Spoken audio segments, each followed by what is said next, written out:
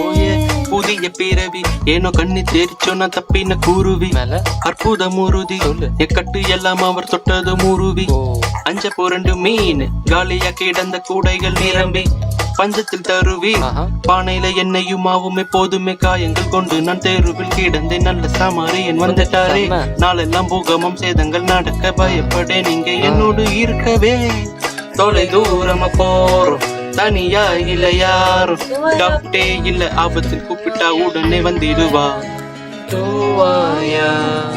यहाँ पे तू आया इस चाह में